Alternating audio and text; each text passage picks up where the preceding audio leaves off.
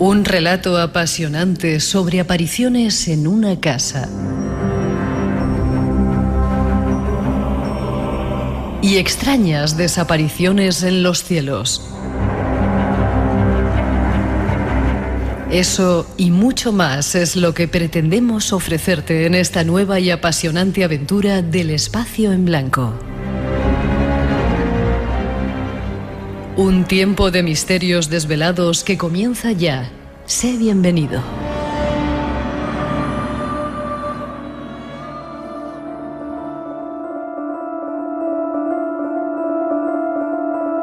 ¿Te ha gustado nuestra introducción? Sí, sí, me ha gustado mucho. Saludar a nuestro primer invitado, Alejandro Navarro Yáñez, vaya apellido, Sí. Que viene a sembrar la polémica esta noche seguramente en el espacio en blanco. Bienvenido, buenas noches. Bienvenido. Muchas gracias. Déjame que te presente, bioquímico, doctor en Ciencias Económicas y Empresariales, has estado metido en un montón de historias y luego te has hecho, vocación escritor. Sí, soy divulgador científico y básicamente me dedico a escribir libros, ¿no? Para poner un poquito de sal en las heridas, ¿no? La ciencia un poco al alcance de la gente. Vale, ¿qué es esto de los vikingos de Marte? Bueno, pues este es el tercer libro que hemos escrito en los últimos años y es un libro dedicado un poco a explicar toda la historia de la búsqueda de vida extraterrestre por parte de nuestra especie, desde la noche de los tiempos hasta el siglo XXI. Claro, dicho así, parece una cosa como muy completa, ¿no? Y realmente lo es, porque trata de todo, trata de las leyendas antiguas hasta los descubrimientos modernos de exoplanetas, de las ondas que andan por ahí dando vueltas por Marte y por esos mundos del sistema solar, pasando pues por todas las historias que ha habido a lo largo de los siglos, ¿no? De avistamientos y todo este tipo de cosas, ¿no? El fenómeno ovni, todo en general, tratamos de todo. ¿Te interesa el tema de los ovnis o de los extraterrestres como posibles visitantes de nuestro mundo? Bueno, yo creo que es un tema más dentro de lo que es el asunto en sí de la búsqueda de vida extraterrestre. Tiene muchas facetas, ¿no? Qué duda cabe. Está la faceta científica, como digo, de la búsqueda de vida en otros planetas, microbios, todo este tipo de cosas. Y luego, bueno, pues hay otra faceta que es, a lo largo de la historia, sobre todo de las últimas décadas, todo el tema del fenómeno ovni, que qué duda cabe que es un fenómeno de alcance universal y que interesa a mucha gente. Sí, sí. Bueno, pues en compañía de nuestro invitado vamos a tratar de dar respuestas quizá diferentes a lo que estáis acostumbrados a escuchar aquí en el programa. Saludar a dos invitadas que han venido también a acompañarle. Un placer que estéis con nosotros. 2 y 14, 1 y 14 en las Islas Canarias. Nos vamos a tratar de desentrañar parte de este misterio tras esa introducción que ofrecen nuestros compañeros. Quien menciona a una ciudad volante perteneciente a Indra, estacionada en el cielo. Por si ello fuera poco, ese portento estaba rodeado de una pared blanca que producía destellos de luz en el firmamento. Batallas en los cielos, dioses de las estrellas en la tierra. Veamos lo que opina nuestro invitado. No sabíamos por dónde empezar a meternos en esta historia, pero cuando uno habla de posibles visitas interestelares, pone como ejemplo la India, como ejemplo primero de extraños aparatos voladores, que parece que dice la tradición, el Mahabharata lo cuenta, los vimanas, y que hay mucha leña entre estelarmente hablando en los cielos. ¿Qué opinas tú, o desde tu punto de vista de científico, cómo ves este asunto? Bueno, lo primero que hay que comentar aquí, claro, tal y como lo han comentado en la introducción... Suena bonito. Me lo creo hasta yo. Suena bonito. El problema es que cuando uno realmente investiga en los textos antiguos, se va a las fuentes originales, se lo lee de verdad, no se fía de las traducciones de tercera, cuarta o quinta mano que hay en Internet, pues se encuentra un panorama completamente distinto. Los famosos vimanas, por ejemplo, realmente tal y como están descritos en los textos originales, no son astronaves, son palacios. Están descritas como palacios de los dioses, palacios con estancias, en muchos casos estancias muy amplias, salones, y están descritos incluso con ruedas, incluso como carros, a modo de carros tirados por pero volantes, de animales. Volantes. Sí, pero claro, dentro de todo el contexto mitológico de la India, que bueno, tiene su mitología, como todos los pueblos antiguos del planeta, donde se habla de dioses, de héroes, de todas estas cosas, estos carros son palacios originalmente. De hecho, es muy curioso que se habla mucho en todos estos ambientes donde realmente se cree en que los textos antiguos hablan de naves extraterrestres, se habla literalmente de discos voladores. Eso es una definición que no aparece por ningún sitio, en ningún lado. Es decir, es absolutamente falso que haya un texto antiguo de la India que hable de un disco volador, ni de nada parecido. O sea, siempre son palacios, carros con ruedas. En una etapa muy tardía, pierden las ruedas. Pero esto es curioso, porque muchas veces lo que se dice es, cuando nos vamos a los textos más antiguos, es donde encontramos los detalles más misteriosos. Aquí es al revés. Es decir, los textos más antiguos son muy claros en que se trata de palacios, de carros. Te insisto, ¿palacios volantes? Sí, en muchos casos, bueno, en algunos casos están volando, en otros no, pero bueno, tienen ruedas, tienen tiro de animales, pero muchos de ellos están por el aire, en las nubes, tal. Se me ocurre decir, ¿y no será una representación o una forma de explicar algo que no sabían entender como algo que conocían como un palacio, porque estaba en el cielo, tratando de dar una imagen de algo que... Podría ser, pero es una imagen mitológica como tantas y tantas, ¿no? En principio no hay nada en los textos que permita, de alguna manera, identificar un vimana con nada parecido a una nave espacial, nada. Luego, por otra parte, los textos que se encuentran en Internet, por ejemplo, y en muchos libros de la temática, donde aparecen, tal y como han descrito al principio de la introducción, ¿no? Los vimanas como con detalles de que si el mercurio y volaban y tal y cual. Todo esto no está en los textos clásicos. Todo esto procede de un libro publicado a principios del siglo XX por una especie de vidente hindú que decía que los dioses le habían transmitido esta información. Este señor publicó un libro con muchos dibujos, con muchos detalles técnicos, y bueno, este libro, cuando lo han visto ingenieros, personas físicos, personas cualificadas, dicen que que los detalles no tienen ni pies ni cabeza. O sea, es pura invención de este señor, que lo que hizo fue coger un libro y bueno, ponerse a inventarse todo eso y decir que un espíritu o una especie de voz de un antepasado le había dicho que eso era lo que eran los vimanas, las naves de los dioses, ¿no? O sea, que tu primer argumento es que hemos cambiado un poco el texto original o la interpretación que se daba sobre los textos originales. Para empezar, los textos originales no dicen nada de eso. Las interpretaciones que hay en sentido contrario son malas traducciones o malas interpretaciones de los textos, o incluso, en algún caso, hasta manipulaciones, ¿no? Porque no pone eso de ninguna manera, ¿vale?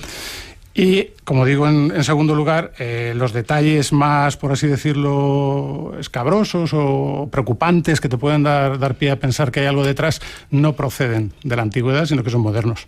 Vale. Mohenjo-Daro, que lo tienen como una prueba de una supuesta guerra o explosión apocalíptica atómica. Sí, en Mohenjo-Daro se dicen tres cosas. Es una ciudad de la India que sigue estando allí. Es una ciudad muy antigua, es una de las primeras ciudades de la historia de la humanidad. Entonces, de Mohenjo-Daro se dicen tres cosas.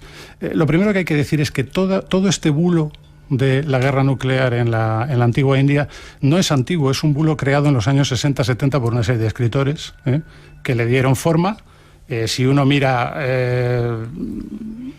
textos anteriores a esa época, no encuentra absolutamente nada, y lo que hicieron fue un refrito de muchas cosas. Por ejemplo, del texto del señor este que hemos comentado antes de principios de siglo, y por ejemplo de la historia esta de Mohenjo-Daro. La historia de Mohenjo-Daro, lo que se dice es que hay una serie de rocas vitrificadas por ahí, y se dice que se han encontrado en una especie de piscinas unos esqueletos, ¿no? Todos juntos, como si hubieran sido barridos en un momento dado por una explosión, algo instantáneo, ¿no? Claro, entonces uno va a Mohenjo-Daro, va allí y bueno, coge las revistas científicas y todos los estudios arqueológicos, los niveles de radiación son normales, no hay nada, uno le basta con ver las ruinas para entender que ahí no ha podido haber una explosión nuclear porque no habría nada, o sea, habrían sido completamente barridas. Y las pruebas científicas de ADN y de todo indican que esos esqueletos no pertenecen a la misma época, son de épocas muy distintas, es una especie de enterramiento y algunos están separados de otros cronológicamente por más de 1000 años, ¿no? Entonces, realmente es toda una invención, no hay nada ahí que lleve a pensar que ha pasado nada, ¿no? Espacio en Blanco, en Radio Nacional, con Miguel Blanco.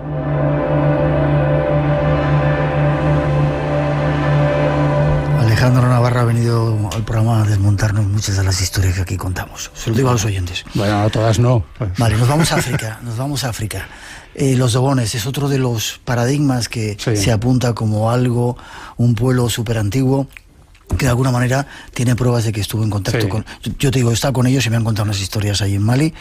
¿Qué pasa con los dogones? ¿No es cierto que conocían a esa estrella ternaria de Sirio, que debajo del cielo un tal Momo, que venía en una nave, etcétera, etcétera? Pues no está muy claro, porque, a ver, la historia es muy impactante, ¿no? La historia, para los oyentes que no la recuerden bien, esta tribu se dice que tiene unas leyendas y una mitología muy extraña acerca de la existencia de un sistema, del sistema estelar de Sirio, donde hay una estrella, o mejor dicho, dos estrellas que, además de la estrella conocida Sirio, ¿no? Y una de ellas pues muy pesada, ¿no? Y bueno, es cierto que Sirio B es una estrella, es una enana blanca con una densidad enorme, ¿no? La leyenda dice que llegaron unos gnomos, unos seres de las estrellas, y bueno, todo esto en principio pues parece bastante raro, ¿no? Bastante impactante que tengan esta información, ¿no? Sobre todo que ellos conocieran que era una estrella binaria, incluso ternaria, a través de Sirio. Pero ¿qué es lo que sucede ahí? Pues empezamos con las cosas raras. La historia sale a la luz a raíz de la visita de dos antropólogos franceses en los años 40, que son los que le dicen al mundo, a través de una serie, primero de un artículo científico y después de un libro, que esto es así, que han encontrado esta tribu con esta información y con más información. Además hablan de que sabían que Júpiter tenía los satélites y Saturno y todo esto. ¿Qué sucede? Que uno empieza a mosquearse cuando ve que la información de la que disponen los dogones nunca es posterior a la que había en los años 40. Es decir, los dogones dicen que Júpiter tiene 4 satélites, pero es que Júpiter no tiene 4 satélites, tiene muchos más. Lo que pasa es que entonces no se sabía. Pero hombre, si la información te la han dado los extraterrestres, te habrán dicho que tienen más de 4, porque hay más de 4. Yeah. Ese tipo de detalles hay muchos. Por ejemplo, los dogones opinaban que, según esta leyenda, que se dice que los dogones tenían, Sirio es una estrella ternaria, con 3 estrellas. Bueno, la presencia de la tercera estrella se cree que no es cierta, que no existe. ¿No se descubrió en 1990 y tantos? No, que no existe. Esa estrella es muy dudoso que exista, pero sí se creía firmemente en su existencia en la primera mitad del siglo XX. Entonces, detalles como estos llevan a pensar que la información que tenían los Dogon es fruto de una contaminación cultural por parte de algunas de las muchas expediciones que a principios del siglo XX llegaron hasta allí, francesas en su mayoría, o bien de los mismos antropólogos que estuvieron allí, que pudieron dar incluso más información de la que recibieron. ¿Sabes lo que te quiero decir? En los años 90 hubo una serie de expediciones de antropólogos a la zona que publicaron en varias revistas científicas que no habían encontrado ni rastro de la famosa historia. Es decir, incluso las personas muy viejas que todavía recordaban la visita de estos dos antropólogos, de hecho decían que habían recibido bastante información de parte de ellos, ¿no? Ya. Espera, ¿y todas las pinturas que hay en toda la falla de Bandiagara? Que se ven extrañas figuras a veces como con cosmonautas, con... Todo esto, la cuestión es que evidentemente todo merece una investigación.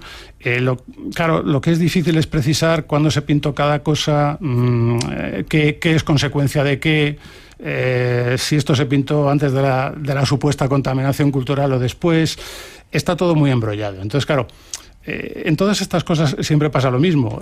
¿Hay cosas raras? Sí. A ver las ailas, ¿no? Como el que decía de las meigas.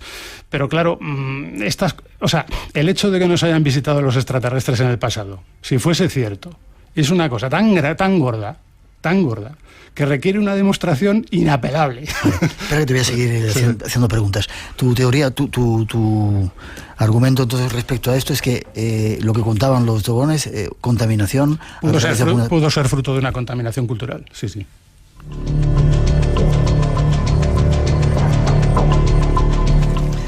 Seguimos con más cosas que tú cuentas en tu libro. Los aeroplanos de Quimbaya, por ejemplo. Esos aeroplanos que son figuritas de oro y que están en muchas culturas, ahora en Sudamérica. ¿Eso qué puede ser? Bueno, no son aeroplanos, además fechados con mucha antigüedad, mucho antes de que existieran los aparatos que vuelan. Muchos de ellos, no sé si se me oye bien. Sí, te escucho, sí. Muchos de ellos se cree que son representaciones de animales, más o menos logradas. Es verdad que en todo este tipo de cosas siempre hay mucha polémica, porque, por ejemplo, en este tema de los aeroplanos, Quimbaya, se sabe que algunas de las figuras que circulan por ahí como más impactantes no son originales, ¿sabes? Son copias o incluso creaciones a partir de los originales que se hicieron con posterioridad. Pasa lo mismo con los famosos cráneos de cristal, estos que tan de moda ha puesto la película de Indiana Jones. Se sabe que estos cráneos son falsificaciones del siglo XIX. Algunos se sabe que son falsificaciones del siglo XIX, con toda seguridad. De hecho, hay un señor, un alemán, que se dedicaba a eso. Es decir, que entre otras muchas cosas se dedicaba a traficar con todo tipo de cosas y les colaba a los museos, les colaba muchas de estas falsificaciones, ¿no? Todo esto está muy embrollado, ¿sabes? Es muy difícil determinar cuando se habla de cosas tan antiguas, pero que por otro lado, a lo largo de las décadas ha habido tanta gente hablando sobre ello, tanta gente escribiendo sobre ello y tanta gente moviéndose alrededor de ello, es difícil determinar qué es lo que es, para empezar, original y qué es lo que es manipulación, ¿sabes? Yeah. Blanco Radio en Face, en Twitter. Esta noche tenemos solamente esas redes sociales por si queréis dar algún tipo de opinión. Tu punto de vista, entonces, por cerrar este capítulo acerca de las supuestas visitas de los dioses Yahvé en la Biblia, Quetzalcóatl, Viracocha, etcétera, etcétera, todos esos que hay en todas las culturas. Nosotros pensamos que es mitología, que es las hay ahora entre los pueblos primitivos que todavía quedan en el planeta. Pensamos que es un estadio, ¿no?, del desarrollo de la psicología humana, ¿no?, de la personalidad de nuestra especie, y que las hay en todos los sitios del planeta. También las tenían los romanos, ¿no? Y que no tiene nada que ver con la realidad o una supuesta venida de seres de allá arriba. Creemos que no, es que estamos en lo de siempre. A mí muchas veces la gente me pregunta, bueno, pero ¿puede usted asegurar que ninguno de esos dioses fuese en realidad un astronauta? Hombre, yo no puedo asegurarlo, porque no se puede asegurar un negativo. Podría ser, pero no somos nosotros los que no creemos en eso los que tenemos que demostrar que no han venido. Son ustedes los que tienen que demostrar que han venido. Y eso no es fácil, hay que demostrarlo. 2:31, 1:31 en las Islas Canarias. Seguimos adelante. Más cosas que queremos preguntar a nuestro invitado de esta noche. El Quijote del siglo XXI. Ya en este tiempo se había levantado Sancho Panza. Versión radiofónica. Sea vuestra merced servido, señor Don Quijote mío. ¿Cómo se hizo? Que no has de consentir y querer lo que yo quiero. ¿Sabéis por qué, marido? Todas las voces. Por el refrán que dice: todos los capítulos. Acepto vuestro desafío. En rtve.es. A quien Dios se la diere, San Pedro se la bendiga.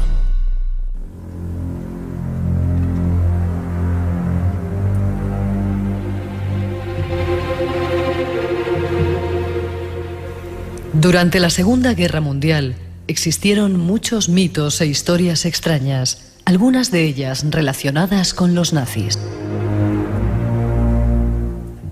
Uno de los más misteriosos son los relatos sobre los Foo Fighters, las misteriosas bolas de fuego, un fenómeno que trajo de cabeza a los aliados. El término Foo Fighter fue utilizado por los pilotos de los aviones aliados para describir unos fenómenos aéreos desconcertantes durante las operaciones en vuelo. La historia habla sobre el inicio de los primeros informes de estos aviones objetos no identificados a partir de 1944. Desde ese momento, los testigos asumirían que los Foo Fighters eran armas secretas empleadas por el enemigo. Los aviadores de Estados Unidos intentaban describir una clase de bolas o esferas luminosas que encontraban volando sobre Alemania en la noche. La descripción que hacían era la de unos objetos brillantes. Algunos pilotos los describían como luces capaces de realizar giros extremadamente violentos antes de desaparecer del plano. Lo curioso es que en estas primeras informaciones hablaban de objetos que volaban en formación a los aviones aliados y que se comportaban como si estuvieran bajo algún tipo de control inteligente, aunque en ningún caso mostraron un comportamiento hostil. El fenómeno se extendió de tal forma que los militares los tomaron muy en serio, momento en el que comenzaron las primeras teorías que hablaban de posibles armas secretas alemanas. Esta teoría se desestimó, ya que existieron otras investigaciones que revelaban que, por ejemplo, los pilotos alemanes y japoneses habían reportado objetos similares.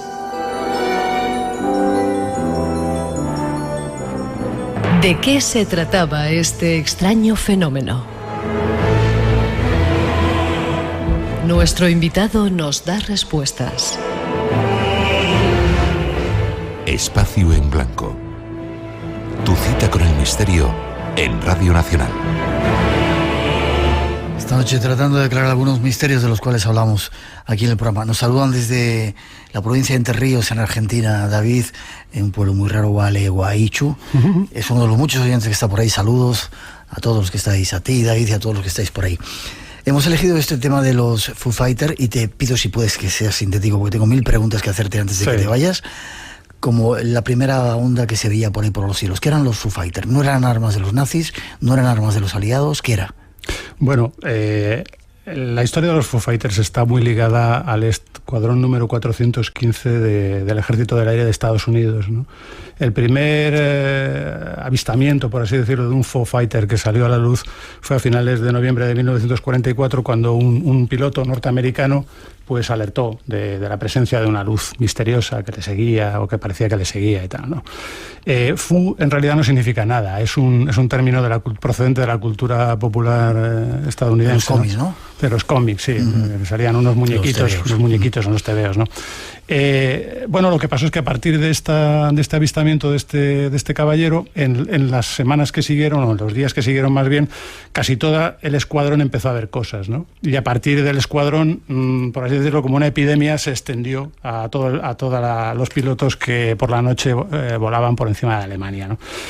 ¿Qué pasó? Bueno, pues se armó bastante jaleo, se armó bastante revuelo, la prensa empezó a preguntar qué era esto y tal. Los mandos militares hicieron un primer comunicado en el que abrían un poco la puerta que se tratase de armas secretas alemanas, porque como se estaban encontrando cosas muy raras, las V1, las V2, no sé qué, ¿sabes? Bueno, podía ser que los alemanes estuvieran tirando unas bolitas que, aunque no hacían nada, porque nunca se reportaba un derribo ni un ataque a un aparato norteamericano, podían estar intentando molestar, ¿no? Aunque solamente fuera eso, ¿no? A romperle los nervios a los tripulantes de los aviones, ¿no? Bueno, cuando acabó la guerra se cortaron de raíz los avistamientos, hubo una serie de investigaciones y el panel Robertson, que fue un panel que se dedicó a estas investigaciones en los años 50 y 60, pues básicamente lo que concluyó es que no parecía que nunca hubiera habido un riesgo. Ellos lo que concluían es que parecía ser una combinación de efectos eléctricos, tipo fuegos de San Telmo, este tipo de cosas, luces, reflejos, el efecto de las baterías antiaéreas, todo, por así decirlo, cocinado con esa situación de tensión emocional tan grande que en ese momento tenían las tripulaciones, ¿no? Quizá uno de los temas más...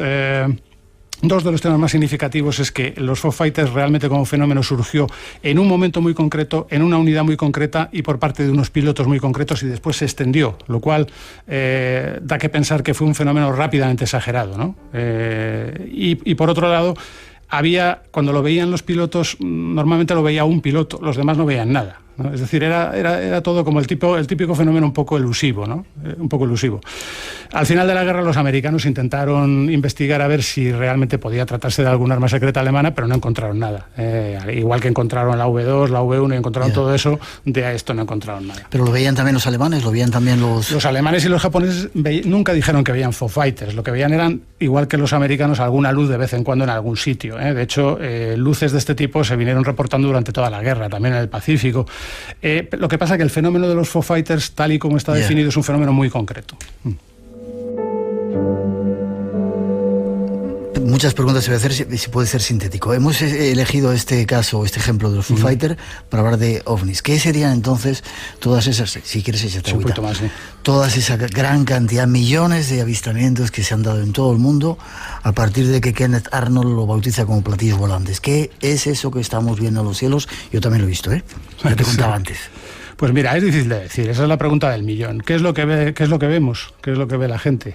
Pues pueden ser muchas cosas. O sea, ya te he dicho antes, a mí la gente me pregunta, ¿puede usted garantizar que nada de lo que se ve es una nave extraterrestre? No puedo garantizarlo. Es posible que alguno sea una nave extraterrestre, pero oiga usted, es que hay que demostrarlo.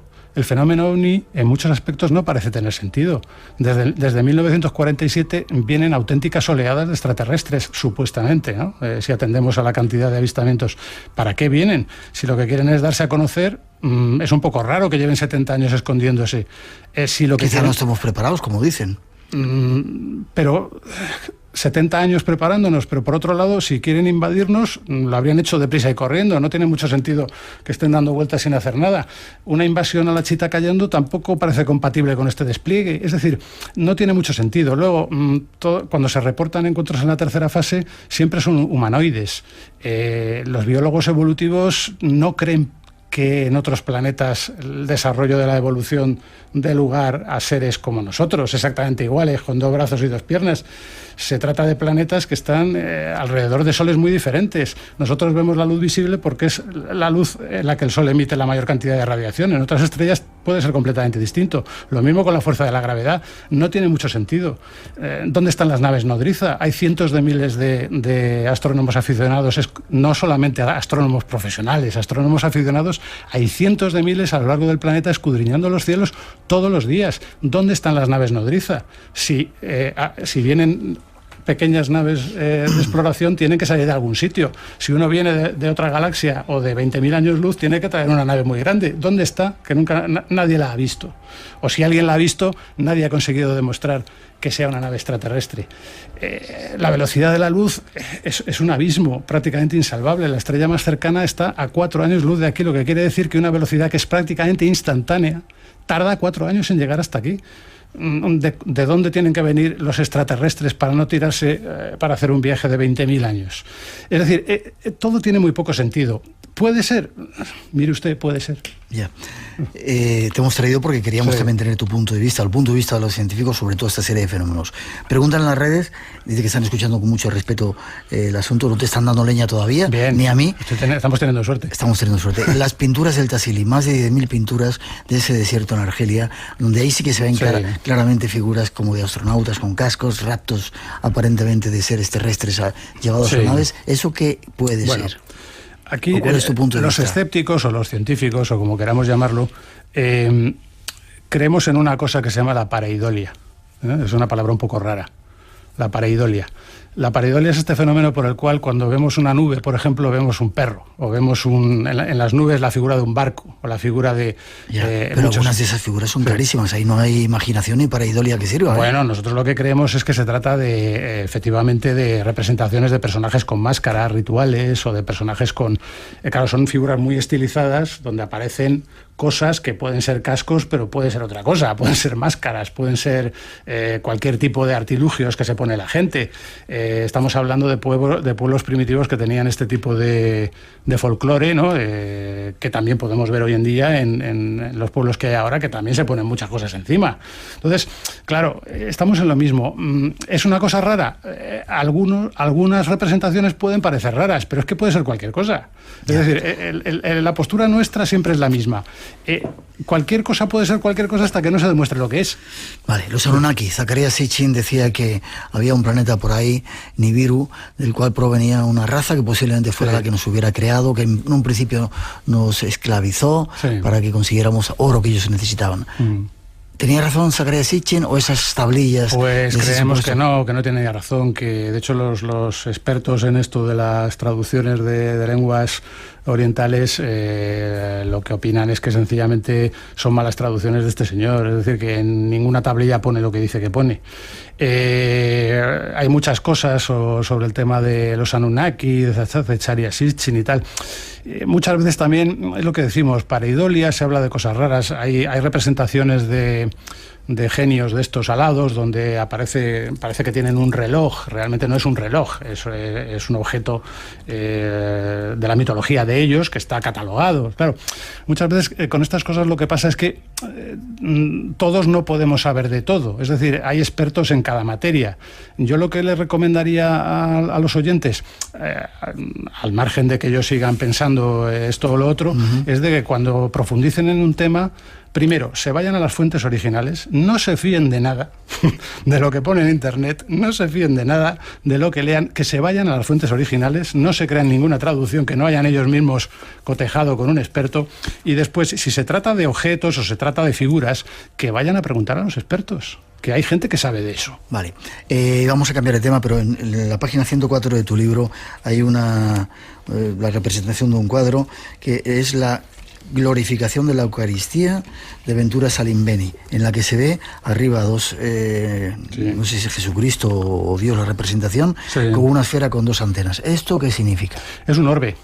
¿Un orbe? Es un orbe, sí. Es que, como te digo, el problema de todas estas cosas es que no podemos saber de todo. Es decir, uno mira esta representación y solamente esta representación, y aquí lo que ve es una cosa muy chocante. Aparece una especie de pelota redonda con un aspecto metálico brillante que tiene como dos antenas y parece que hay una camarita y tal. Bien, esto, si uno se estudia el arte de aquella época, resulta que cosas parecidas a estas hay a montones. Y con dos antenitas y con esta... Es que no son antenitas, son unas varas que tienen Jesucristo y Dios, que lo que simbolizan es su control sobre el orbe terrestre. Y estas varillas, bueno, estas o otras parecidas, ¿no?, representaciones similares, aparecen en muchos sitios. Es decir, es que la gente no tiene más que meterse de verdad en esos temas y encuentra toda la información.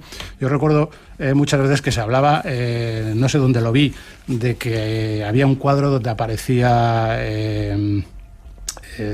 una especie de sombrero rojo al lado que tenía una forma de ovni, y había gente que comentaba, oye, esto es una representación de un ovni en un cuadro y tal. Pues no, es que es el sombrero de San Jerónimo, que era un señor que era cardenal, entonces llevaba el sombrerito. Entonces en esa representación está San Jerónimo con el sombrero al lado. Eso no es un ovni, es un sombrero. Entonces, esto es lo que se llama las pareidolias, ¿sabes? Yeah. Entonces, hay mucha gente que confunde, por ejemplo, Sputniks, satélites artificiales, con cosas de estas, pero es que no son los satélites que hay ahora, son los satélites que había en 1960, que es cuando salieron estas cosas a la luz. Claro, llegaba un señor, veía en un cuadro algo parecido a un Sputnik y decía, hombre, es que mira, es que esto es un Sputnik. Yeah. Pero es que los satélites artificiales ya no son como ese. ¿Sabes lo que te quiero decir? 2:46, 1:46 en las Islas Canarias. Otro punto de vista de los misterios y fenómenos que aquí tratamos. Hay una tercera introducción y nos quedan como 10 minutitos para que me cuentes. Un nuevo misterio para desvelar. Lo que vieron los astronautas en sus viajes espaciales. Los rumores hablan de 3 astronautas de la NASA que revelaron la existencia de ovnis.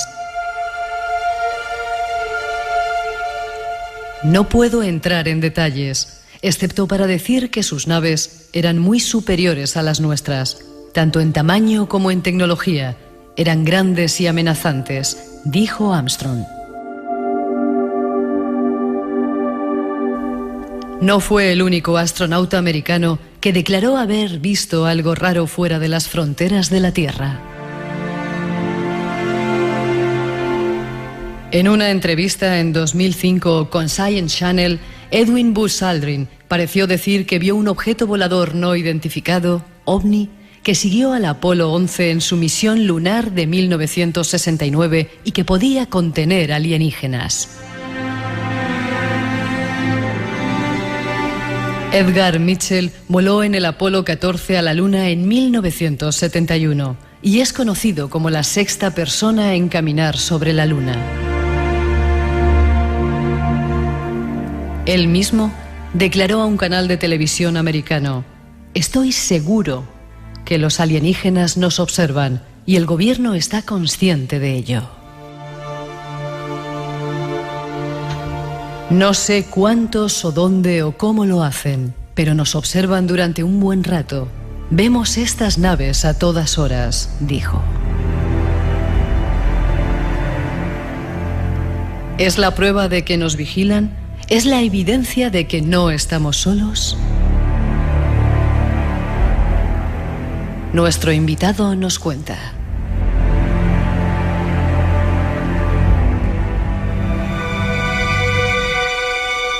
Esta noche, en Espacio en Blanco... Ella realmente habló con esa persona, con esa chica, la describió. Yo llegué a ver una fotografía de la persona, además, la persona que se llega a suicidar tirándose por la terraza, y ella cada vez que lo ve temblaba, ¿no? Porque era tal cual yo la había visto. Quizá haya quedado aquello impregnado, no sé, pero ella desde luego jura y me perjura y sigue jurando que ella habló con esa persona y la describió tal y como ella se lanzó al vacío. No os perdáis La dueña del piso en la segunda parte de nuestro programa. Montones de preguntas desde Brasil. Un oyente dice que qué piensa ese señor de las teorías de Jacques Vallée sobre los ovnis. Mucho respeto están teniendo sobre lo que estás contando.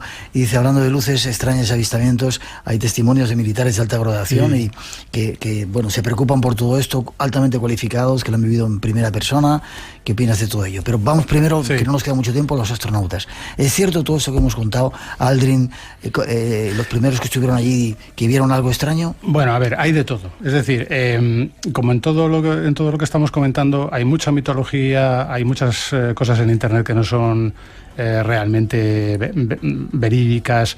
Hay cosas que realmente salieron en los años 70, rumores, medios de comunicación sensacionalistas que sacaron cosas que no se habían dicho, un poco de todo, ¿no? Es verdad, esto hay que decirlo, es verdad que ha habido 2 o 3 o 4 astronautas, tampoco tantos como se dice, que sí que han dicho. No sé si lo vieron. Ellos dijeron que... pones en duda que lo hayan visto. No sé lo que vieron. Quiero decir que ellos dijeron haber visto cosas raras, ¿no? Lo que no sé es lo que vieron, ¿no? Hay alguno de los casos es un poco extraño. Por ejemplo, el caso lo menciono aquí en el libro, es uno de los más famosos, el de Gordon Cooper, que es una persona que sostuvo durante muchísimo tiempo que había habido cientos de casos. Pero bueno, luego cuando se le preguntaba, pero vamos a ver, cuéntame un poco qué casos, él siempre se refería al mismo caso, que es un caso que, según él, le sucedió en 1957, cuando unos compañeros estaban en la base de Edwards del Ejército del Aire en California, y unos compañeros, unos trabajadores, le trajeron unas fotos, aparentemente unas grabaciones de un extraño objeto metálico que supuestamente había aterrizado y luego había despegado. Bueno, según este hombre, según Gordon Cooper, él llevó el material a sus superiores, que se lo confiscaron y tal, y nunca lo volvió a ver, ¿no? La versión oficial del Ejército es que lo que había aterrizado era un globo meteorológico, ¿no? ¿Quién tiene razón? A ver, Gordon Cooper hizo estas declaraciones 20 años después de lo que sucedió. Entonces, no se puede poner en duda que sus compañeros vieran algo. Ahora, estamos siempre en lo mismo. De ver algo extraño a que eso sea una nave extraterrestre, es que hay que demostrarlo, ¿sabes? Vayamos al caso Roswell. Hubo un ovni que cayó allí, un ovni apresado por, como se cuenta. Bueno, realmente es muy curioso. El caso Roswell es muy curioso porque es el caso verdaderamente más mediático y más debatido, ¿no? de casi de la historia, pero realmente hasta los años 80, fíjate tú, los años que pasaron desde el incidente en sí, no tuvo gran repercusión. Fue en los años 80 cuando se empezó a remover todo, bastantes décadas después, ¿no? Y bueno, igual que con todo, aparecieron grabaciones falsas, aparecieron declaraciones falsas, de todo, ¿no? ¿Qué pasó? Hombre, aquí hay que tener en cuenta una cosa muy concreta, y es un detalle que no, por extraño que te pueda parecer, no todo el mundo lo sabe, y es que el incidente de Roswell fue al cabo de unos días del avistamiento de Kenneth Arnold. Sí. Al cabo de unos días, nada más. Entonces, A ver, hay informes desclasificados desde hace mucho tiempo que hablan del proyecto Mogul, el famoso proyecto Mogul, ¿no? Los americanos, claro, después de la Segunda Guerra Mundial, los americanos estaban desesperados por espiar las actividades atómicas de la Unión Soviética, ¿no? Y parece ser que el globo, por lo que se cuentan en esos informes, se estrelló. ¿Qué pasó? Que los americanos, en su afán, por así decirlo, de ocultar lo que estaba sucediendo, a alguna lumbrera se le ocurrió aprovechar la historia de Kenneth Arnold, que ya por aquel entonces estaba dando vueltas por todo el país y se estaban produciendo avistamientos durante toda esa semana en muchos sitios, para decir, mira, es que hemos encontrado un platillo volante. Claro, se armó la de Dios. O sea, al día siguiente salió en el Roswell, en el periódico local, tal y cual, y tuvieron que hacer un desmentido inmediato. ¿Qué pasó? El tema se paró ahí y no volvió a surgir hasta los años 80. Donde empezó a haber todo tipo de rumores, que si en el área 51 se guardaban cadáveres de extraterrestres y tal. Bueno, a la gente que se le ha preguntado, que trabaja allí, a los mandos militares y tal, todos te dicen que en el área 51 durante muchas décadas se han estado haciendo pruebas de todo tipo, con tecnología de vanguardia. Los aviones espía U-2, el famoso caza furtivo Nighthawk. Todo eso lo han estado manejando ahí los americanos durante décadas, volando por ahí, haciendo pruebas, tal. Entonces, hay un informe de las Fuerzas Aéreas norteamericanas que achaca la mitad de los avistamientos ovnis en esa zona, en los años 50 y 60, a ese tipo de aparatos, ¿no? Entonces, claro, aquí también hay una cosa que podemos decir los escépticos, y es, si los americanos tuviesen desde el año 50, como quien dice, acceso a tecnología de naves extraterrestres, ¿por qué después de 70 años seguimos teniendo aviones a reacción y helicópteros y no tenemos discos voladores? Es decir, los ingenieros norteamericanos son estúpidos. O sea, hay muchísimas pruebas a lo largo de la historia de la humanidad de que cuando una civilización ha conseguido una tecnología de la que no disponía y la tenía otra, ha tardado semanas en desarrollar algo similar. Los americanos han gastado millones de dólares en proyectos de aviones circulares como el famoso Abrokar, que fueron un fracaso absoluto de tecnología convencional. ¿Qué sentido tiene hacer todo eso si tienes acceso a tecnología extraterrestre que te puede dar una ventaja estratégica? ¿Ok? 2 minutos nos quedan para que se lo digo a nuestros oyentes. También aquí aceptamos y queremos escuchar el punto de vista de los escépticos. 2 minutos, ¿eh? Sí. Tendrás que venir otra vez al programa si quieres, para cuando quieras contestar un montón de preguntas que se están haciendo. ¿Por qué no se volvió a la Luna? Hay quien dice que se vio allí algo, había construcciones, había algo, y que incluso llegaron a poner bombas atómicas para dejar sin ningún tipo de pruebas de lo que ahí habían visto los astronautas. ¿Por qué no se ha vuelto? ¿Y se va a volver ahora? Pues yo no lo sé, ¿por qué no se ha vuelto? De toda esta historia de las ruinas y todo esto es otro bulo. También circulan por internet muchas filmaciones falsas y cosas de estas, ¿no? Entonces, bueno, no sé por qué no se ha vuelto. Ahora hay planes para volver, no solamente por parte de Estados Unidos. No sé, pero no creo que tenga mucho sentido hablar de ello. Pues desde tu punto de vista, ya para resumir y sacar conclusiones, ¿existen seres extraterrestres que nos estén visitando? ¿Hay pruebas de ello? No hay ninguna prueba de ello definitiva, algo incontestable, o sea, algo que podamos decir, hay una prueba irrefutable, no la hay. ¿Que nos pueden estar visitando? Yo no lo sé, puede ser. Ahora, como quien dice, las cosas importantes hay que demostrarlas. Y esto es tan importante. O sea, el hecho de que nos estén visitando seres de otros planetas es una cosa tan extraordinaria. Sería el descubrimiento más importante de toda la historia de la humanidad. Por eso la NASA se está gastando un dineral en enviar sondas a Marte, en enviar sondas a Júpiter. Estamos buscando vida en los laboratorios, en los planetas, en los satélites. O sea, en el momento en que alguien diga, mire, hemos encontrado una prueba, en el libro hablamos de algunas cosas de estas, del famoso meteorito marciano y todo esto. Es el descubrimiento más importante de la historia de la humanidad. Requiere pruebas contundentes. Hasta ahora no hay nada. Que de momento no hay.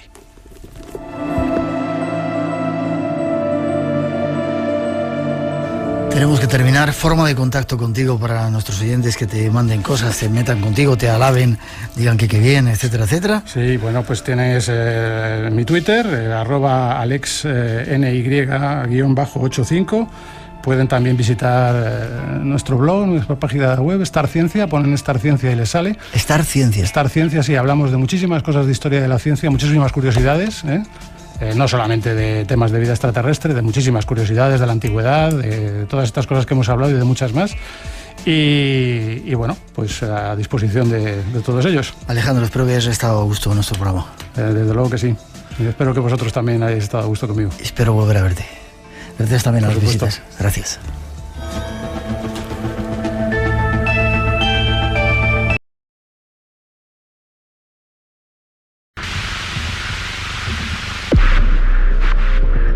Ahí están nuestras intenciones esta noche. Solo nos queda saludar a nuestro primer invitado, especial invitado de la noche, Fray Juan Ignacio Cuesta. Buenas noches. Hola, buenas noches. Hacía tiempo que no pasabas por aquí, Fray, ¿eh? Bueno, de vez en cuando hay que venir. Yo me alegro que vengas. Déjame que te presente para los que no te conocen, aunque estábamos hablando ahora que tú te estás convirtiendo en el decano, junto con Enrique y Vicente, de este mundo del misterio, ¿verdad? Muchos años ya divulgando todas estas historias. Muchísimos años, sí, efectivamente. No sé si te pregunté cuando teníamos la sección de ¿cómo te metiste en esto? ¿Por qué?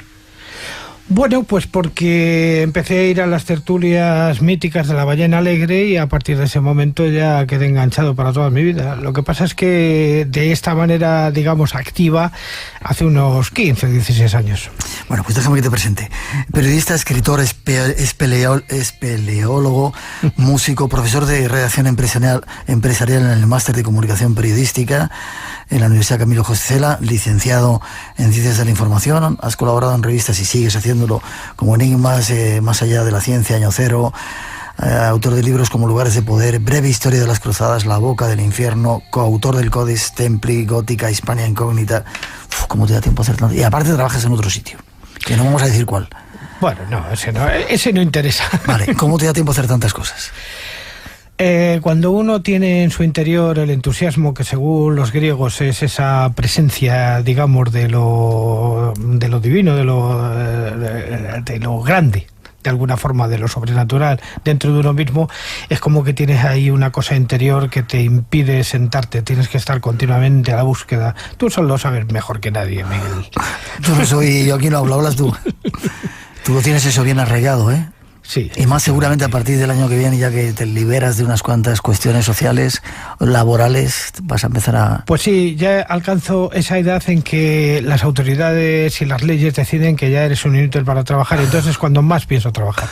Y cuando más vas a disfrutar, ¿no? Efectivamente. Últimamente te ha dado, hace tiempo te ha dado por el tema de las cuevas. Tienes un proyecto en el que estás tratando de descifrar o dar a conocer el Madrid oculto, el Madrid...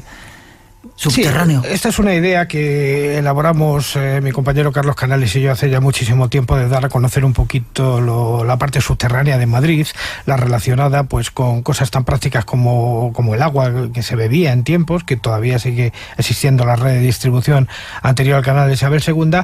Y luego unas cuantas cuevas que hay en Madrid que parece que no, pero existen y son importantes también, con historias fascinantes. ¿Cuevas que hay en Madrid? Sí, bastantes. ¿Y eso conocidas? Conocidas de los expertos. La más famosa de todas, la Cueva del Reguerillo, una cueva cárstica que está cerca de la localidad de Patones. Mira, Pedro ahí dice que has estado, ¿verdad, Pedro? Yo también he estado por ahí, casi me quedo un día enganchado y... Pero vamos, la cueva más importante de Madrid es menos conocida, es la Cueva de las Yeseras, que está en la localidad de Extremera, y con un desarrollo de cerca de 4.000 metros, arqueológicamente tiene grandísima importancia y no es visitable. Y entre esas muchas aficiones que tienes, una de ellas es la historia antigua, o el esoterismo, los misterios de la historia antigua, y en este caso, en esta ocasión, de la alquimia. ¿Por qué? Bueno, a mí siempre me ha hecho sospechar mucho la manipulación de la materia, sobre todo desde que empecé a hacer cosas como cerámica y empezaba a cocer mis pequeños botijos y mis pequeñas cosas. Esa curiosidad de cómo manipulando la materia uno era capaz de conseguir ciertas cosas que no tenían nada que ver con lo que uno estaba haciendo, y eso me hizo interesarme mucho por la alquimia desde tiempos muy, muy remotos, ¿no? Y un día decidí estudiarlo sistemáticamente y averiguar qué es lo que había había detrás de todo ello. Entonces, bueno, una vez que empiezas a indagar en la documentación o en los logros de los hombres que han trabajado en estos temas a lo largo del tiempo, uno se da cuenta que hay algo más de lo que aparentemente se ve. Y de lo que te han contado. Y de lo que te han contado. ¿Por qué? Porque existe una idea estereotipada absoluta de lo que era un alquimista, que un señor que quería conseguir oro pues a base de mezclar de alguna manera azufre y mercurio. No es verdad. Hay algo más, hay algo muchísimo más profundo. Estamos ante la génesis de lo que es una ciencia que a partir del siglo XVII se desarrolla, que es la ciencia química, pero que en ese momento se produce una bifurcación entre lo que hasta ahora era nada más que intentos y lo que ya va a ir constituyéndose como una ciencia positiva, con una rama que se queda desgajada, que es la rama, digamos, más esotérica, más cuestionable, que es esa alquimia de otro tipo que siguieron manteniendo algunos personajes y que ya no tienen tanto que ver con el oro como con otras cosas que están más de acuerdo con el espíritu humano. Y que esta noche vamos a intentar averiguar. Escribiste hace tiempo un libro que tienes ahí que se llamaba El secreto de los alquimistas. Vale. Esta noche, junto a nuestro invitado, especial invitado, una leyenda ya en este mundo del misterio, nos vamos de viaje a descubrir secretos de la alquimia. Tras esa introducción que ofrecen nuestros compañeros, os damos datos.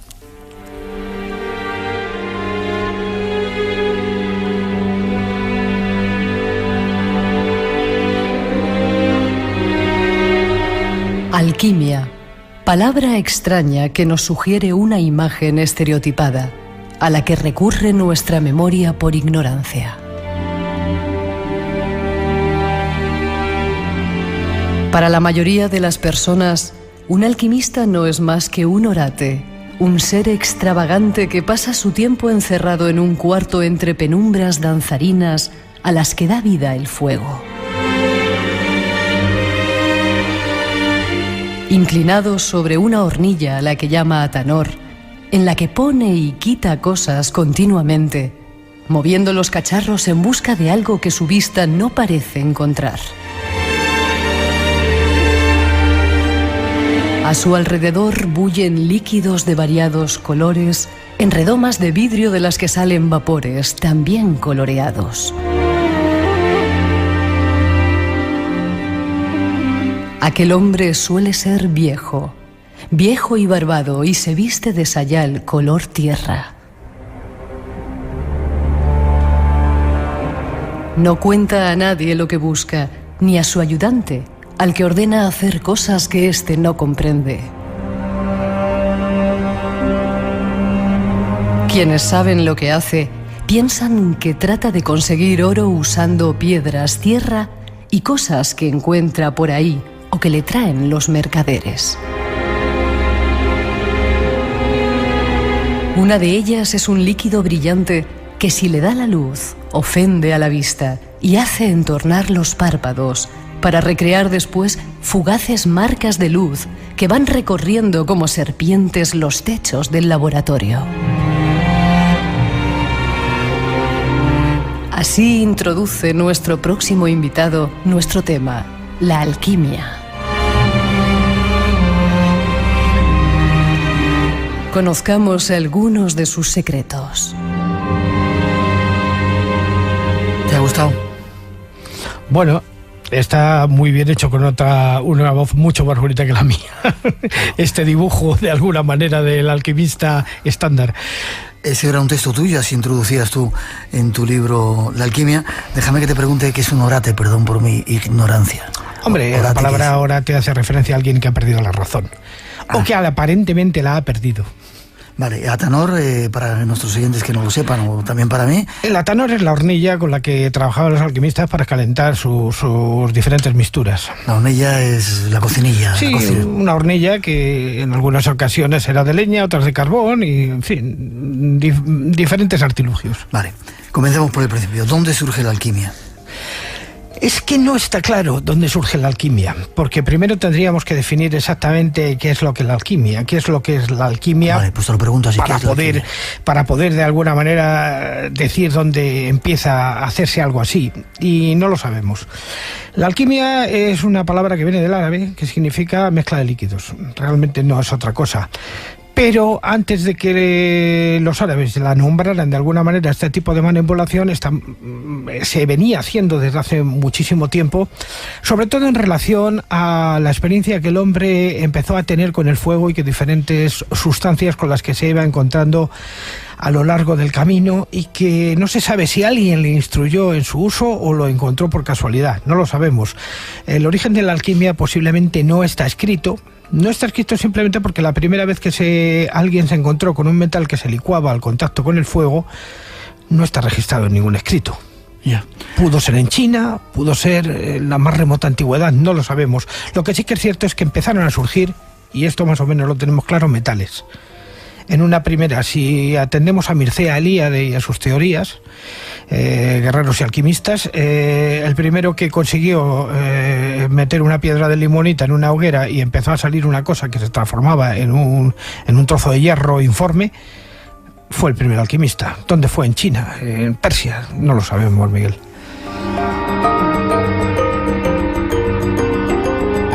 Pero en tu libro hablas de Egipto, hablas de Grecia, quizá como lugares donde se practicó... Claro, porque ya tenemos que ir a los sitios donde se sistematiza de alguna manera su uso. Los lugares más antiguos donde encontramos ya este tipo de manipulaciones documentadas de alguna manera, pues son China, Sumeria y Egipto. Evidentemente ya tenemos referencias documentales claras de que en Egipto se practicaba algo que luego se llamaría alquimia, que en Sumeria también se hacía algo parecido, y que también se hacía algo parecido en China, sin que tuviera mucha relación de alguna manera con estos lugares tan alejados. Aunque siempre queda la sospecha de que algo de lo que se urdía de alguna manera en Extremo Oriente llegara a través del Valle del Indo hacia las zonas del norte de África o de Medio Oriente, pero no sabemos por qué caminos. Lo que sí sabemos que si eso sucedió fue a raíz de las rutas y las caravanas que venían con especias desde Extremo Oriente desde tiempos remotos. Ya.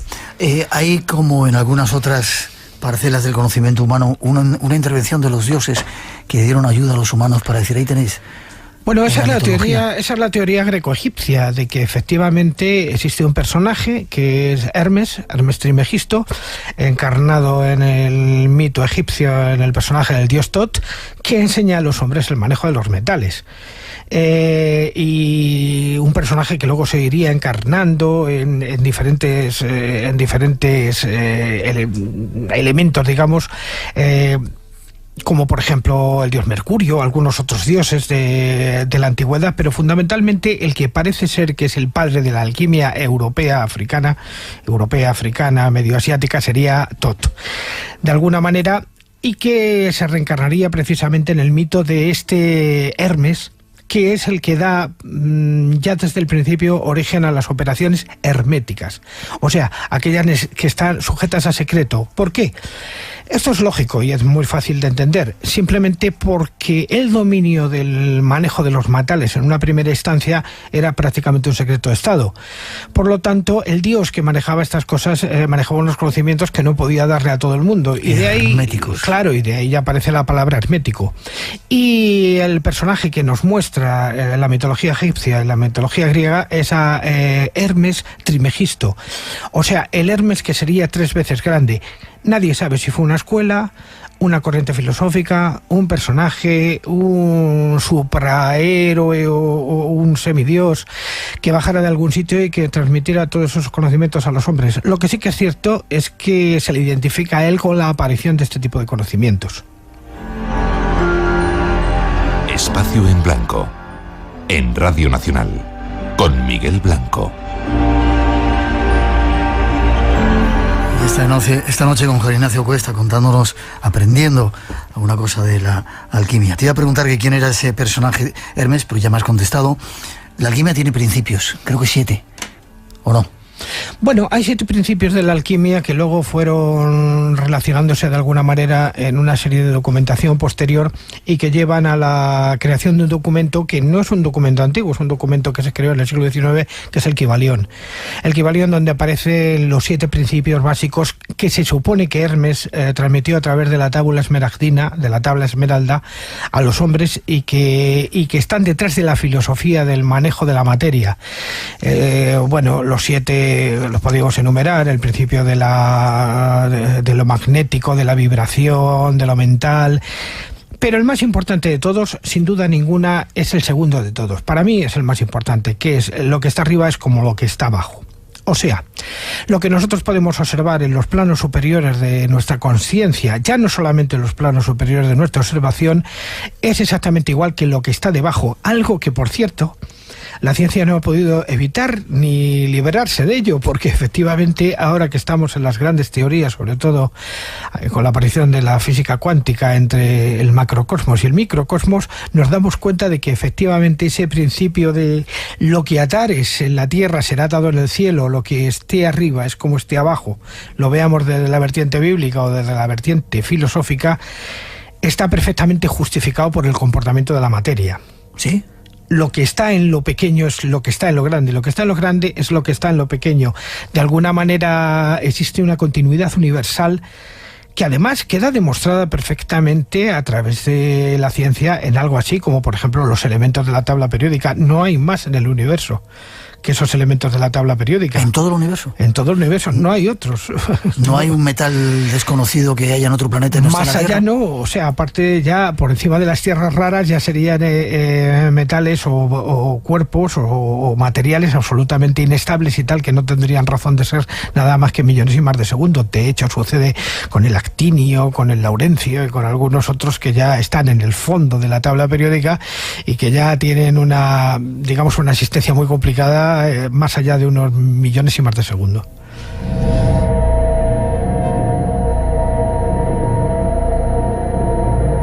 Como digo, aprendiendo cosas esta noche de nuestro mundo. ¿En qué partes del mundo se desarrolló la alquimia? Veo aquí también los del norte, los pueblos del norte. Has dicho Europa, has dicho África, los árabes, los egipcios, romanos la tenían, los vikingos, los sudamericanos. China. Yo creo que las dos cunas de la alquimia en sus dos vertientes, digamos, más básicas, está la una en el Extremo Oriente, que sería China, y la otra estaría en Egipto. Los sacerdotes egipcios evidentemente ya sabían cómo manejar la materia de una u otra manera para conseguir resultados. Uno de los efectos principales sería la momificación. Ellos ya manejaban una serie de tierras y una serie de cosas que llevaron a conseguir las momias que hoy día conocemos. Pero en China sabemos por los muchísimos escritos, como por ejemplo los de Popotá y otros tratadistas de los que nos ha llegado memoria, que ya también hacían exactamente lo mismo. Solamente que en la inmortalidad que querían obtener los egipcios en base a la momificación, los chinos la querían obtener en base a una serie de elixires que consiguieran la vida eterna. Y esto en la vertiente china de alguna manera le costó la vida a muchísimos emperadores que jugaron con elixires que contenían en su composición oro y arsénico y que efectivamente consiguieron la inmortalidad, pero para siempre, porque quedaron absolutamente tiesos los pobres. En el caso de Egipto es más pragmático, o sea, se trataba de conseguir la inmortalidad una vez muerto, de alguna manera una vez vuelto a la vida en una hipotética resurrección. No olvidemos que las religiones mistéricas contemplan ese mito de la reencarnación o de la resurrección, que luego llegaría al cristianismo, y ahí se prefirió utilizar el embalsamar a los cadáveres y tal, por si algún día resucitaban, que estuvieran en las condiciones adecuadas. De alguna manera son dos ideas que se desarrollan de una manera muy paralela, pero muy lejos unas de otras, ¿no? Y lo curioso es que la coincidencia en los elementos que aparecen en sus composiciones y en sus maneras de utilizarlo. Ya. Dime, antes de seguir adelante, entrar en la segunda parte, ¿qué es lo que buscaba, o el origen o la esencia de la alquimia? ¿Buscaban la piedra filosofal? ¿Buscaban el elixir de la eterna juventud? ¿Transmutar plomo en oro? La piedra filosofal es un invento más de la Edad Media. En principio se trataba de conseguir la fuente de la eterna juventud o de la vida eterna. En principio. Luego lo que pasa es que se fueron dando cuenta, porque tontos no eran, que en las manipulaciones que se hacían sobre la materia se iban encontrando cosas que funcionaban y que hacían cosas. y que servían para algo. Entonces simplemente las fueron incorporando a su vida diaria. Por ejemplo, sabemos que una de las primeras alquimistas judías fue María la Judía, e inventó algo tan absolutamente conocido por nosotros como es el baño de María, que desde entonces se le llama así. Ah, qué curioso. Que consistía en calentar las cosas indirectamente a través del agua hirviendo. María la Judía, la primera alquimista de alguna manera reconocida en Oriente Medio, nos ha llegado hasta nosotros, al menos en su nombre. Se sabe que construyó otros artilugios, como por ejemplo artilugios que eran capaces de depositar capas de plata o capas de bronce sobre metal, o sea, ya inventó la electrólisis. O sea, que es curioso, ¿no? ¿Y quién inventó la pólvora? La pólvora la inventaron los chinos. Los chinos desarrollaron, aunque en una etapa muy temprana, una serie de elementos que les sirvieron en principio no para ser utilizados en el arte de la guerra, sino para entretenerse. O sea, inventaron los fuegos artificiales. Es cuando la pólvora llega a Europa a través de... Pero lo hace como un desarrollo de la alquimia, ¿no? Como un desarrollo, un descubrimiento. Es que la alquimia lo que busca es una cosa, que es la eterna juventud. Y por serendipia, o sea, busca una cosa y encuentra otra, lo que van encontrando son cosas que luego les van sirviendo para su vida diaria. Y los chinos encuentran la pólvora que allende el tiempo dejaría de ser un entretenimiento para ser otra cosa con su llegada a Europa. Aunque ya en Europa, por algunas influencias, gentes como Roger Bacon ya describen algunas fórmulas que podrían haber venido perfectamente de China para la fabricación de explosivos. Esta noche, hablando de alquimia, aprendiendo cosas de alquimia con nuestro primer invitado. Hay más cosas que queremos contaros. No os las perdéis. Nos solidarizamos contra el crecimiento de la extrema derecha. Los documentos filtrados pueden resultar engañosos. Hoy podemos decir que hasta ahora... El próximo año estará otra persona. Corresponsales. Un mundo de noticias. Radio Nacional de España. Hace casi 2000 años, un grupo enigmático de personas que recibían el nombre de alquimistas se embarcaron en una misteriosa y peligrosa búsqueda. En laboratorios rudimentarios, arriesgaban su vida intentando fabricar oro. También pretendían hallar la sabiduría divina y el secreto de la inmortalidad. La búsqueda del alquimista es la búsqueda de la perfección.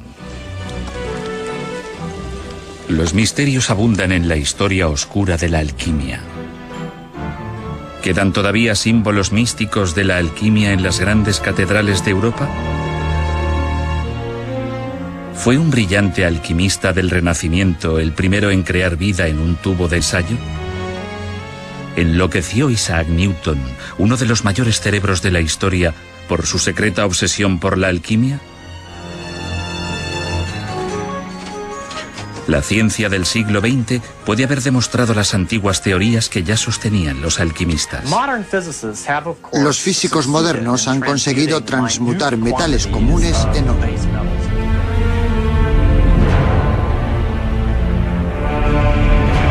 Misterios de la alquimia. Hay muchos en ella y nuestro invitado es un experto. Busquemos respuestas en su compañía.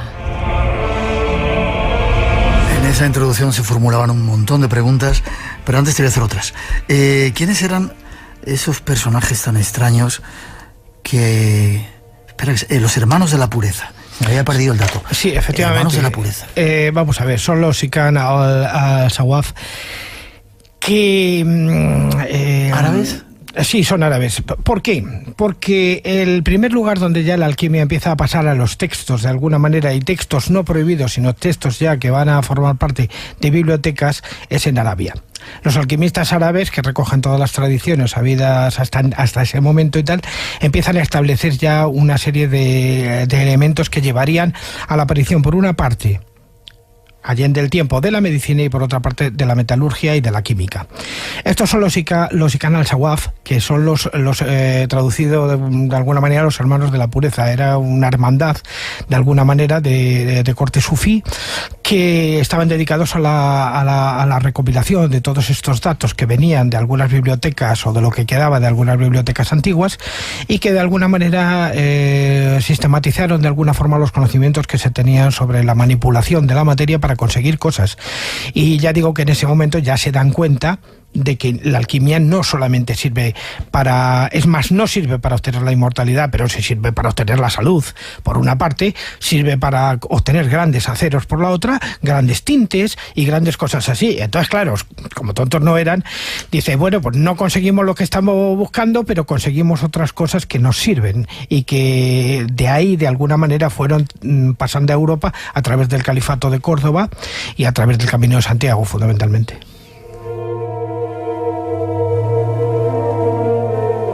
Ahí es donde entra nuestro país como punto clave también de la alquimia en la antigüedad, ¿no? Toledo, Camino de Santiago, Córdoba. Claro, efectivamente, Córdoba, Granada y Toledo son fundamentales para entender cómo toda esta medicina y todas estas prácticas entran en Europa, en la Europa medieval, y de alguna manera se van transformando para luego establecer las bases de lo que luego posteriormente iría de alguna manera creciendo hasta convertirse en un conocimiento ya sistemático muy profundo.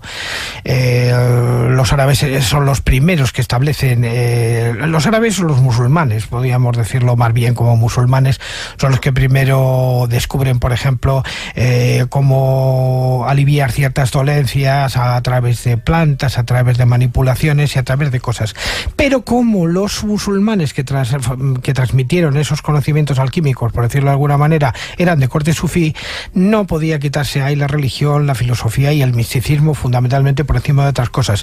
De tal manera que podemos decir que ya desde un principio existen dos objetivos del alquimista completamente claros. Uno es la transformación de la materia a través de la manipulación, y otro es la transformación de sí mismos a través de esa misma manipulación y la observación de los resultados.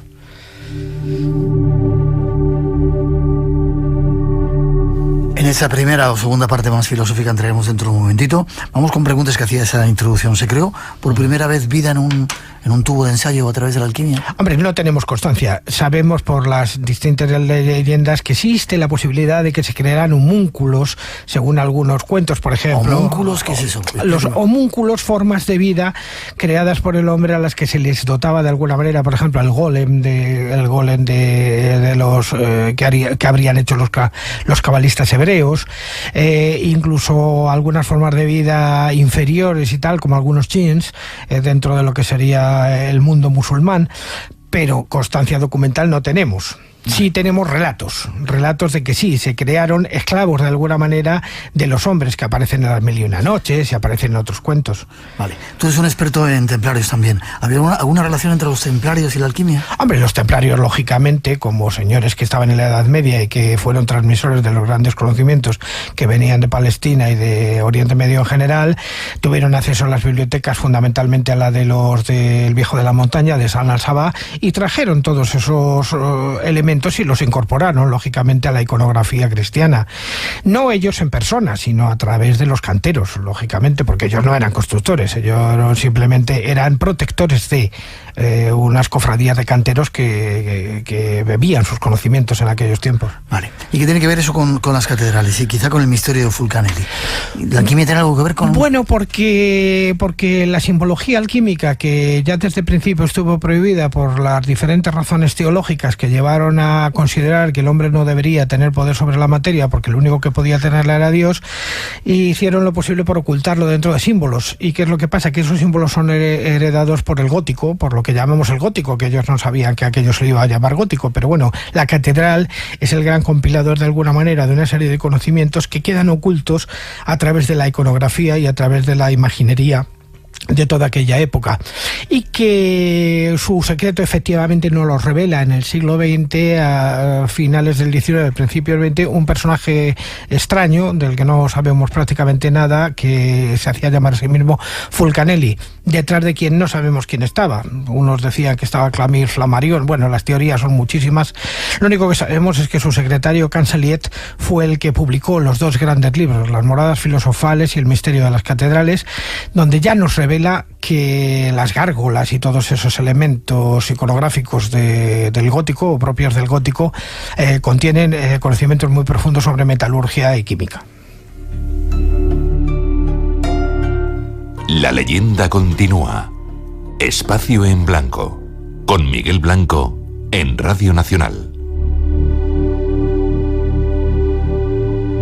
Se tiene constancia, Juan Ignacio, de que, vamos a hablar de la parte material, luego entramos en lo espiritual, de que realmente se llegara a transmutar el plomo en oro, que se consiguiera oro con esta serie de prácticas alquímicas. Constancia documental de la consecución de oro solamente en relatos muy dispersos. Unos pertenecen ya prácticamente al siglo XVIII, y hay dos tipos de relatos: los que se desarrollan en Europa a través de señores como Cagliostro o Saint-Germain, y luego la constatación en lugares de Oriente Medio, como por ejemplo las aportaciones que hacen Gurdjieff o que hacen los teósofos, de alguna manera, de haber visto en persona cómo se conseguía crear oro.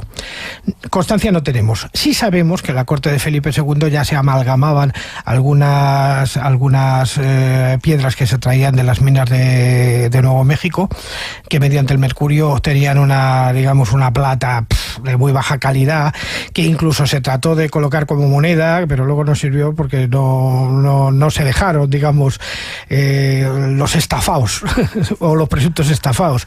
Sabemos que Rodolfo II de Baviera llevó a su corte, por ejemplo, al famoso espía alquimista John Dee para intentar conseguir oro, pero no sabemos si alguien consiguió oro en aquella época. Lo dudo bastante complicado, lo veo bastante complicado, porque realmente, si hubiera sido tan fácil obtener el oro, en los laboratorios grandes que construyó Felipe II o otra gente de la época, pues no hubieran ido a América a sacarlos a las minas de Potosí y de otros lugares, ¿no? Has hablado Felipe II, el Escorial entra también en función, es un punto principal de ese desarrollo de la alquimia, ¿no? Claro, es fundamental porque llegado el siglo XVI es el propio Felipe II quien, aficionado a la alquimia, hace que se construyan en el Escorial unos tremendos laboratorios destilatorios al mando de los cuales pone a Leonardo Fioravanti para la transmutación de los metales, pero que pronto se da cuenta de que para eso no le van a servir, pero sí le van a servir para desarrollar la farmacopea moderna a través del movimiento novator. Y todavía algunos artilugios, como la Torre de Matiolo y otros que están en la Torre de la Botica del Escorial, todavía siguen existiendo, y a partir de ahí que empiezan a crearse en España fundamentalmente los jardines alquímicos, donde se cultivan ciertas plantas que llevarían a la obtención de lo que se llaman las quintas esencias, o sea, la medicina iatrogénica basada en las teorías de Paracelso, que permitía curar enfermedades por la utilización directa de la química sobre el cuerpo, no buscando la reacción del cuerpo, sino la intervención directa de la química sobre las dolencias humanas. Mira cómo te mira lo que sabe este tío, ¿eh?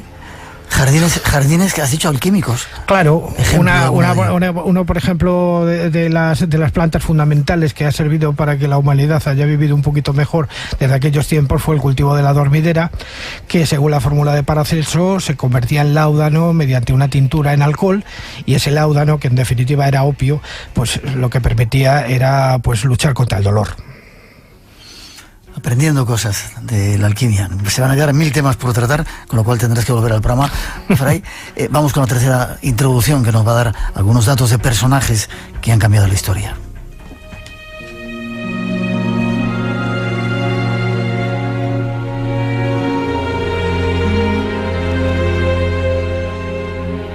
Cuando hablamos de alquimia y alquimistas famosos, quizá lo primero que se nos viene a la mente son nombres como Paracelso, San Cipriano o incluso el mago Merlín. Sin embargo, es importante tener en cuenta que a lo largo de la historia han existido varios alquimistas que de una u otra forma han contribuido al desarrollo de ciencias que en algún momento estuvieron ligadas con la alquimia, como es el caso de la química, por mencionar un ejemplo.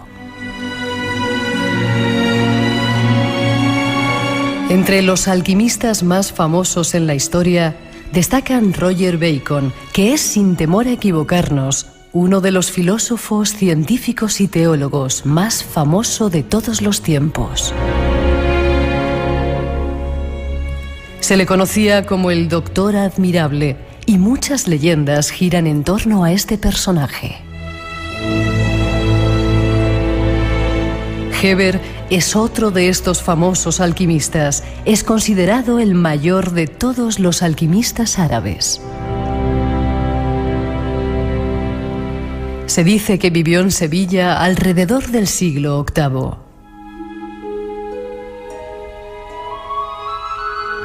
Hay quienes afirman que además de un gran alquimista, fue astrólogo, astrónomo y mago, a quien se le atribuye la autoría de cientos de libros que versaban sobre alquimia y los diferentes procesos para transmutar los metales en oro. Entre sus libros destaca La Suma de las Perfecciones del Magisterio, y es muy probable que gracias a su obra se haya descubierto el nitrato de plata y muchas otras contribuciones a la química moderna. Nicolas Flamel, copista, escribano y alquimista francés que vivió en el siglo XIV, al que se le atribuyen saberes alquímicos tan complejos con los que se piensa que logró elaborar la piedra filosofal, así como el secreto de la inmortalidad.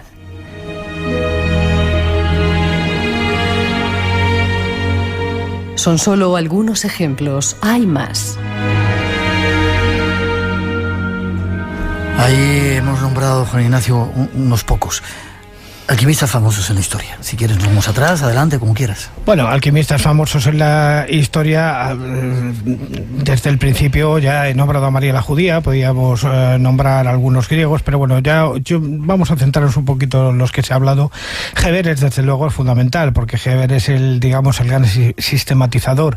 Desde Sevilla y a través del Califato de Córdoba, pues nos introduce de alguna manera una serie de textos que luego llevarían posteriormente al desarrollo de lo que es la alquimia medieval, que se dio fundamentalmente en los conventos, como es lógico. El resto de la gente estaba para la guerra, no estaba para la alquimia.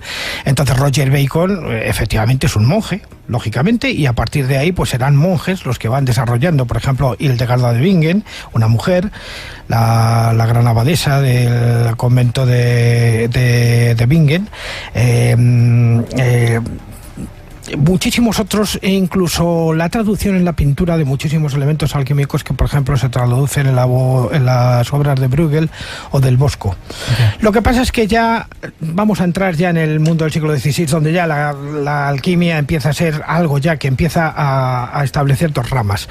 Y hay un momento en que la alquimia se separa de la alquimia, evidentemente, que es con Robert Boyle, fundamentalmente cuando aparece la teoría flogisteana, que es cuando el flogisto, o ese ánima y tal, que es lo que hace que los cuerpos ardan o que los cuerpos se calienten o que generen llamas, lleva de alguna manera a otros conceptos que luego serían tumbados por Lavoisier posteriormente, que descubriría que efectivamente las cosas no arden porque exista el flogisto, sino simplemente porque el oxígeno se mezcla con ellas y las oxida. Y a partir de ahí, pues claro, tenemos que hablar de tantos, de Athanasius Kircher, el jesuita, de muchísimos otros. Es que Basilio Valentín, para mí, fundamentalmente, Nicolas Flamel, ya hemos hablado de él, pero Isaac claro, Isaac Newton, que era a medias científico y a medias místico, y que escribió más libros de alquimia que de ciencia, que eso lo sabe muy poquita gente, pero es cierto y tal. Él estaba muy metido en la mística de la alquimia y trataba de obtener, digamos, efectos espirituales también con su obra, de alguna manera. Pero luego vienen ya los grandes alquimistas que se supone que consiguieron grandes obras como su propia inmortalidad, como Saint Germain, por ejemplo, o Cagliostro o algunos otros. Para mí el fundamental de todos ellos, de Kircher, es importantísimo porque Kircher hizo una obra ingente sobre la alquimia. Pero para mí fundamentalmente Basilio Valentín creo que es el más importante de todos, porque es el que establece el lenguaje propio de la alquimia mística. Vale. La Iglesia trató de controlar este conocimiento, lo tachó de herético.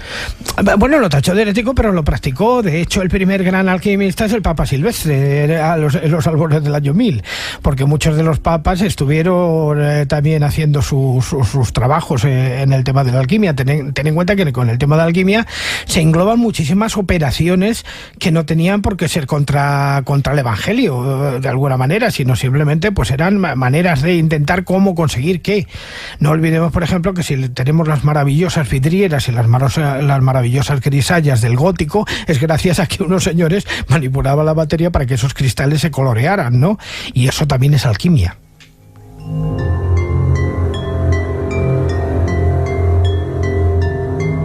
Ha nombrado Saint Germain, el conde Saint Germain. Hay toda una leyenda que dice que ha aparecido en diferentes épocas como si hubiera sido capaz de conseguir ese elixir de la eterna juventud.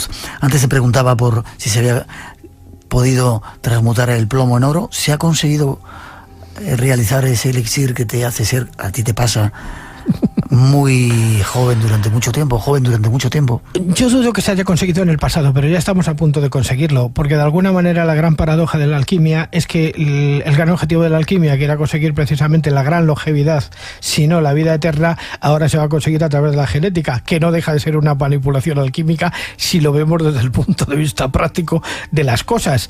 Realmente el gran avance de las ciencias positivas relacionadas con la química, con la física, con la genética, con la biología, pues nos lleva a un estado actual en el que prácticamente vamos a conseguir el sueño de los alquimistas de algún modo, ¿no? Vivir eternamente. Hombre, eternamente no, pero sí por lo menos estar hasta el último día, digamos, con lucidez mental, ¿no? Últimos minutos, aportaciones de la alquimia a la vida de los seres humanos. La alquimia, prácticamente todo, sobre todo la medicina, muy por encima de otras cosas. Por un lado la química. Por un lado la química y por otro lado la medicina, el descubrimiento de los óxidos, sobre todo de los 3 grandes ácidos, clorhídrico, nítrico y el vitriolo, el ácido sulfúrico, que permitieron trabajar los metales de otra manera, el descubrimiento de los aceros con carbón, tantas y tantas cosas. Sería imposible hoy día tener un teléfono móvil si no hubiera ha habido un alquimista en el pasado que se planteó que una cosa en la naturaleza se podía transformar por otra u obtener de esa materia de la propia naturaleza su quinta esencia y hacerla funcionar a favor de un proyecto nuevo. O sea, somos hijos de la alquimia y seguimos practicando la alquimia de otra manera. Lo que pasa es que hoy lo llamamos de otra manera, pero por ahí va la cosa. Excepto en el caso de la alquimia mística, que eso ya es más profundo. Casi vamos a terminar con ello. Lugares alquímicos en España o en la península ibérica que sean importantes para ti. Bueno, pues por citar algunos, el más importante para mí es la finca Regaleira de Sintra. ¿Finca Regaleira? Sí, la quinta Regaleira de Sintra, que es un lugar muy especial. Pero luego en el desarrollo de los grandes jardines de... Pero espera, ¿por qué es especial esa finca? Pues porque quien lo hizo en su día aquello tenía conocimientos muy profundos de lo que era la simbología alquímica y los aplicó precisamente allí a que el adepto, de alguna manera, en un paseo extraño por un curioso laberinto que él construyó en la zona, fuera descubriendo los secretos de la manipulación de la materia. Pero eso también se dio en otros lugares de España. Por ejemplo, aquí en Madrid somos ricos en ello porque tenemos, por ejemplo, el Parque del Capricho, o tenemos los propios Jardines del Retiro, algunos lugares interesantes en este sentido, el Palacio de Bomarzo en Italia, de Francesco Orsini, y muy importante también sería, por ejemplo, en Barcelona, uno de los grandes jardines alquímicos de Europa, que es el Parque Güell de Gaudí, porque Gaudí de esto sabía un rato, de alquimia y de todo. De hecho, su arquitectura es una manipulación descarada de la materia en función de conseguir algo sublime, y eso no se lo ha podido quitar nadie, es más, nadie lo ha podido imitar. Hay alquimistas ahora en estos días, sabemos que hay uno en Mataró, cerca de Mataró, que ha venido alguna vez en nuestro programa. Un tal Luis Silva.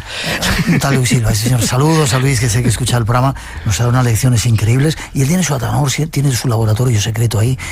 ¿Hay otros más que estén? Sí, algunos compañeros nuestros, como Marrey Bueno y algunos otros. Yo también, pues, con la cerámica o cosas... ¿Haces tus pinitos? Hago mis pinitos, hago mis cosas, pero vamos, yo lo que trato de obtener fundamentalmente es la emoción, porque la alquimia también provoca emoción, y el arte no deja de ser alquimia puesto que está creada para conseguir algo que el hombre no tiene por sí mismo, que es la emoción, o sea, el sentimiento interior de que uno tiene un Dios dentro, que es lo que significa la palabra emoción. Ya, espera que pongamos música.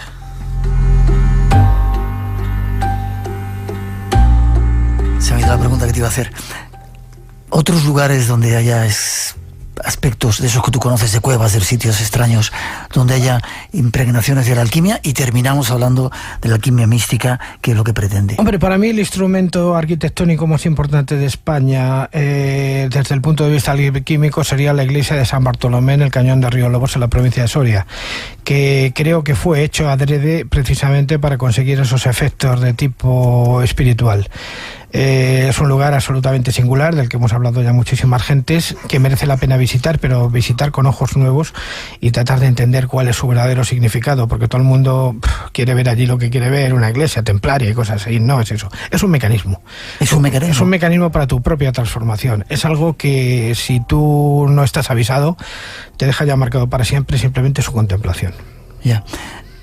¿Hay lugares de esos todavía que tengan? Sí, los hay, se toca San Juan de la Peña en la provincia de Zaragoza, la Alhambra de Granada fue hecha con esa intención, claramente. Son lugares donde uno se transforma, entonces han sido hechos para la transformación del hombre, pero para la transformación espiritual, no material.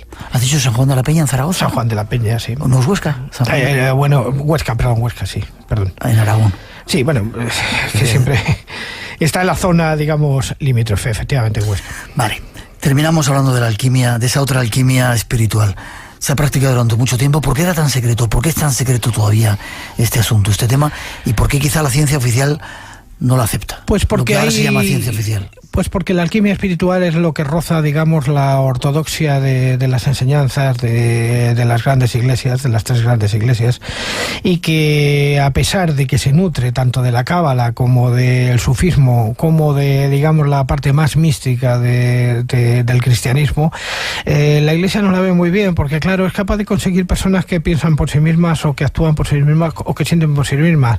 Aparte de que la aportación que a partir de mediados del siglo XIX se hace desde Extremo Oriente, a través del yoga, a través del budismo y a través de otras cosas, claro, ha introducido, digamos, en Europa las formas de esto que llamamos hoy genéricamente la New Age, pero que lleva a muchísima gente a plantearse que las cosas no son exactamente como nos las cuentan, sino que uno tiene que descubrirlas en su propio interior. Ya, ¿eso también es alquimia? Claro, por supuesto. O sea, la mayor alquimia que puede hacer un ser humano es convertirse a sí mismo en algo mejor de lo que ha sido el día anterior. Y en ese sentido, las nuevas formas de filosofía, las nuevas formas de entender la religión y de la relación fundamentalmente del hombre con sus superiores espirituales, es la auténtica alquimia de nuestro tiempo. Ya separada de la química y ya separada de otro tipo de manipulaciones. La alquimia actual es la alquimia que uno hace consigo mismo.